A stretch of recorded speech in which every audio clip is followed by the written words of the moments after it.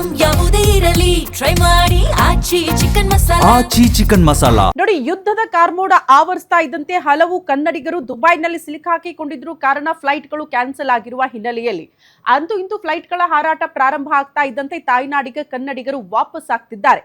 So ನಿನ್ನೆಯಿಂದಲೂ ಕೂಡ ಫ್ಲೈಟ್ಗಳ ಹಾರಾಟ ಆಗ್ತಾ ಇದೆ. ಹಾಗಾಗಿ ಕನ್ನಡಿಗರು ತಾಯ್ನಾಡಿಗೆ ವಾಪಸ್ ಆಗ್ತಿದ್ದಾರೆ. ದುಬೈನಲ್ಲಿ ಸಿಲುಕಿದ್ದ ಕನ್ನಡಿಗರು ತಾಯ್ನಾಡಿಗೆ ವಾಪಸ್ ಅನ್ನೋದ್ರ ಬಗ್ಗೆ ಡೀಟೇಲ್ ಸಿಗ್ತಾ ಇದೆ.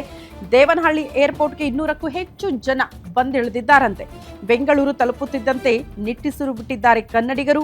ವಿದ್ಯಾಭ್ಯಾಸ, ಪ್ರವಾಸದ ಕಾರಣಗಳಿಗೆ ದುಬೈಗೆ ಹೋಗಿದ್ದಂಥ ಜನ ಇರಾನ್ ಇಸ್ರೇಲ್ ಯುದ್ಧದಿಂದ ಅಲ್ಲೇ ಲಾಕ್ ಆಗಿದ್ರು. ಕಾರಣ ಫ್ಲೈಟ್ಗಳು ಇರಲಿಲ್ಲ, ಕ್ಯಾನ್ಸಲ್ ಆಗಿತ್ತು ಅಂತ ರಾತ್ರಿ 7 ಗಂಟೆಗೆ ಎಮಿರೇಟ್ಸ್ ಫ್ಲೈಟ್ನಲ್ಲಿ ಸುರಕ್ಷಿತವಾಗಿ ಕನ್ನಡಿಗರು ವಾಪಸ್ ಹಾಕಿದ್ದಾರೆ ಅನ್ನೋದ್ರ ಡೀಟೇಲ್ಸ್ ಸದ್ಯ ಸಿಗ್ತಾ ಇದೆ. 200 ಜನ ತಾಯ್ನಾಡಿಗೆ ಬರ್ತಾ ಇದ್ದಂತೆ ನಿಟ್ಟುಸಿರು ಬಿಟ್ಟಿದ್ದಾರೆ. ಸೇಫ್ ಆಗಿದ್ದೀವಿ, ಸೇಫ್ ಆಗಿ ಬಂದಿದ್ದೀವಿ ಅನ್ನುವಂಥ ಸಮಾಧಾನ ಕನ್ನಡಿಗರಲ್ಲಿ ನೋಡೋದಕ್ಕೆ ಸಿಗ್ತಾ ಇದೆ.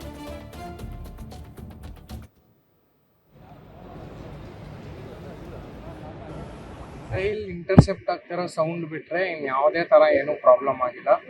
ಅಲ್ಲೆಲ್ಲರೂ ಇನ್ನ ಇಂಡಿಯನ್ಸ್ ಯಾರ್ಯಾರು ಇದ್ದಾರೆ ಎಲ್ಲ ಆರಾಮಾಗಿ ನಾರ್ಮಲ್ ಡೈಲಿ ಲೈಫೇ ನಡೀತಾ ಇದೆ. ಏನು ವಾರ್ ಆ ತರ ಸಿಚುವೇಶನ್ ಪ್ಯಾನಿಕ್ ಎಲ್ಲ ಏನು ಇಲ್ಲ.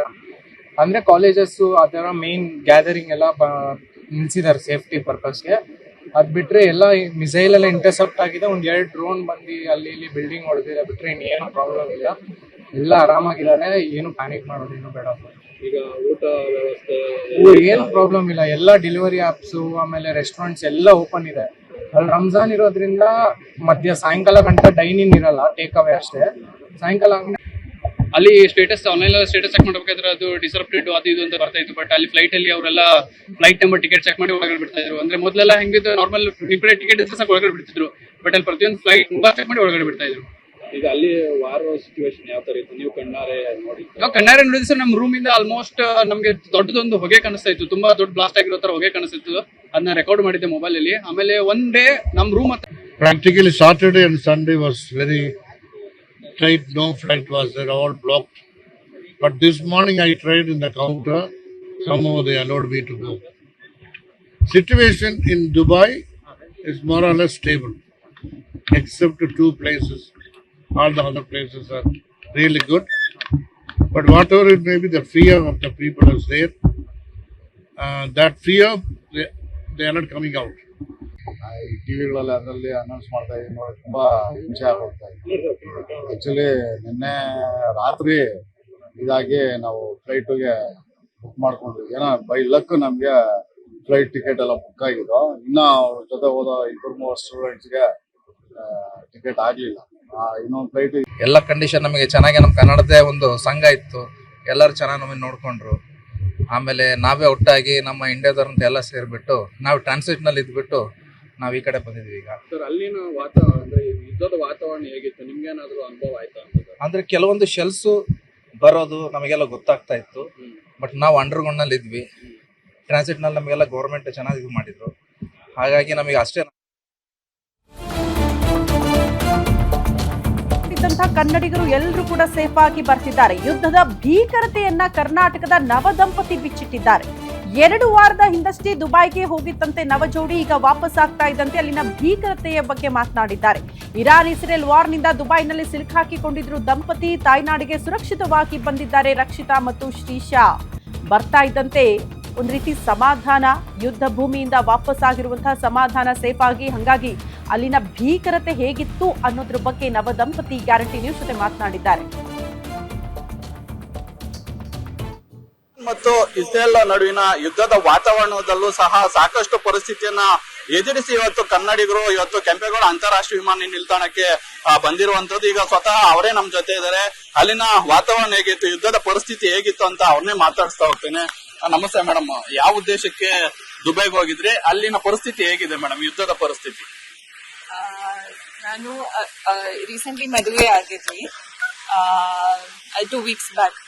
ಅದಕ್ಕೆ ಟ್ರಿಪ್ ಅಲ್ಲಿ ಜಾರ್ಜಿಯಲ್ಲಿ ಹೋಗಿದ್ವಿ. ದುಬೈಯಲ್ಲಿ ಕನೆಕ್ಟಿಂಗ್ ಫ್ಲೈಟ್ ಇತ್ತು ಬ್ಯಾಂಗ್ಳೂರ್ಗೆ. ಅದಕ್ಕೆ ಇದು ವಾರ್ ಸಿಚುವೇಶನ್ ನಡೀತಾ ಇದೆಯಲ್ಲ US ಮತ್ತು ಇರಾನ್. ಅದಕ್ಕೆ ನಾನು ಸ್ಟ್ಯಾಂಡರ್ಡ್ ಇದ್ವಿ ಅಲ್ಲಿ ದುಬೈಯಲ್ಲಿ. ಟೆನ್ಸ್ ಇದೆ ಸ್ವಲ್ಪ ಸಿಚುವೇಶನ್, ಬಟ್ ಔಟ್ಸ್ಕರ್ಟ್ಸ್ ಅಲ್ಲಿ ಎಲ್ಲ ಮಿಸೈಲ್ಸ್ ಇಂಟರ್ಸೆಪ್ಷನ್ ಎಲ್ಲ ನಡ್ತಾ ಇದೆ. ಬಟ್ ಸೇಫ್ ಇದೆ ಎಲ್ಲ. ಡಿಫೆನ್ಸ್ ನೀವು ಇದ್ದಂತ ಕಟ್ಟಡದಲ್ಲಾಗಿರ್ಬೋದು, ಅಲ್ಲಿನ ಆಸುಪಾಸಲ್ಲಿ ಏನಾದ್ರೂ ಶಬ್ದ ಬರುವಂತದ್ದು ಮತ್ತೆ ಏನು ಕ್ಷಿಪ್ಣಿ ಬೀಳುವಂತದ್ದು ಏನಾದ್ರೂ ಅಂತ ಅನುಭವ ಆಯ್ತಾ ತಮ್ಗೆ ಅಂತ? ಇಲ್ಲ, ಹಂಗೇನಿಲ್ಲ, ಬಟ್ ಸೌಂಡ್ಸ್ ಬರ್ತಾ ಇದೆ. ಎಲ್ಲ ಬೀಳೋದು ಏನು ಹಂಗೇನಾಗಿಲ್ಲ, ಬಟ್ ಸೌಂಡ್ಸ್ ಬರ್ತಾ ಇದೆ. ಈಗ ಕ್ಷೇಮವಾಗಿ ತಾಯ್ನಾಡಿಗೆ ಬಂದಿದ್ದೀರಾ, ಎಷ್ಟು ಖುಷಿ ಅನ್ಸುತ್ತೆ ನಿಮ್ಗೆ? ಬಹಳ ಖುಷಿ ಅನಿಸ್ತಾ ಇದೆ. ಫ್ಯಾಮಿಲೀಸ್ಗೆ ಮೀಟ್ ಆಯ್ತು, ಸೇಫ್ಲಿ ಲ್ಯಾಂಡ್ ಆಗಿದ್ವಿ, ಅದು ಬಹಳ ಖುಷಿ ನನ್ಗೆ. ಈಗ ನವ ವಧು ಇದಾರೆ, ಅವ್ರನ್ನೂ ಮಾತಾಡ್ಸ್ತಾ ಹೋಗ್ತೀನಿ. ಈಗ ಅಲ್ಲಿನ ಸಿಚುವೇಶನ್ ಹೇಗಿತ್ತು ಅನ್ನೋದು ಒಂದಾದ್ರೆ, ನಿಮ್ಗೆ ಫ್ಯಾಮಿಲಿ ಅವ್ರು ಯಾವ ತರ ಧೈರ್ಯ ತುಂಬ್ತಾ ಇದ್ರು ಅಂತ ಸಿಚುವೇಶನ್ ಅಲ್ಲಿ? ಫ್ಯಾಮಿಲಿ ಬಹಳ ಎಮೋಷನಲ್ ಆಗ್ಯಾವ್ರಿ. ಎಲ್ಲರೂ ಯಾವಾಗ ಬರ್ತಾರ, ನಮ್ಮ ಮಕ್ಕಳು ಯಾವಾಗ ಬರ್ತಾರಂತ, ನಮ್ಮ ಮೊಮ್ಮಕ್ಕಳು ಯಾವಾಗ ಬರ್ತಾರಂತ ನಮ್ಮ ಅಜ್ಜ ಅಲ್ಲೂ ಅವರೆಲ್ಲ ಟೆನ್ಸ್ ಆಗ್ಯಾವ್ರಿ. ಬಟ್ ವಿಡಿಯೋ ಕಾಲ್ ಮಾಡಿ, ಫೋನ್ ಕಾಲ್ ಮಾಡಿ ಎಲ್ಲ ನಾವು ಅಲ್ಲಿ ಮನೆ ಕನೆಕ್ಟ್ ಇದೇವ್ರಿ ನಾವು. ಬಟ್ ಆಮೇಲೆ ಸಿಚುವೇಶನ್ ಸ್ವಲ್ಪ ಟೆನ್ಸ್ ಐತಿ ಅಲ್ಲಿ. ನಮ್ 2-3 ಬೇರೆ ಕಾಂಟ್ಯಾಕ್ಟ್ಸ್ ಅದಾವ್ರಿ. ಅಲ್ಲಿ ಅಫಿಷಿಯಲ್ಸ್, ದುಬೈ ಅಫಿಷಿಯಲ್ಸ್ ಯಾರು ಅದಾರೆ ಅವರು ನಮ್ಗೆ ಟೈಮ್ ಟು ಟೈಮ್ ನೋಟಿಫಿಕೇಶನ್ಸ್ ವಾಟ್ಸ್ಆಪ್ನಾಗ ಕಳಿಸ್ತಾ ಇದೀವಿ ಅವಾಗ, so that we can travel back.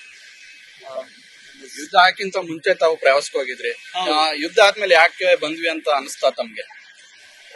ಈಗ ಚಲೋ ಅನಿಸ್ತೈತ್ರಿ, ತುಂಬಾ ಚಲೋ ಅನಿಸ್ತೈತ್ರಿ. ವಾಪಸ್ ಸೇಫ್ಲಿ ಬಂದಿದ್ವಿ, ಲ್ಯಾಂಡ್ ಆಗಿದ್ವಿ ನಮ್ ದೇಶಕ್ಕೆ, ದೇಶ ಒಳಗೆ ಲ್ಯಾಂಡ್ ಆಗಿದ್ವಿ, ಚಲೋ ಅನಿಸ್ತೈತಿ.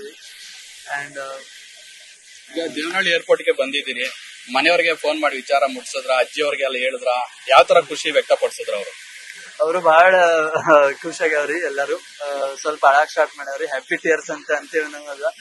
ಬಟ್ ಎಲ್ಲರೂ ಬಹಳ ಖುಷಿ ಅದಾವ್ರಿ, ನಾವು ಸೇಫ್ಲಿ ಲ್ಯಾಂಡ್ ಆಗಿದ್ವಿ, ಅದಕ್ಕೆ ಜೊತೆ ಇದ್ವಿ, ಅದಕ್ಕೆ ಸ್ವಲ್ಪ ಚೆನ್ನಾಗಿದೆ. ಎಸ್.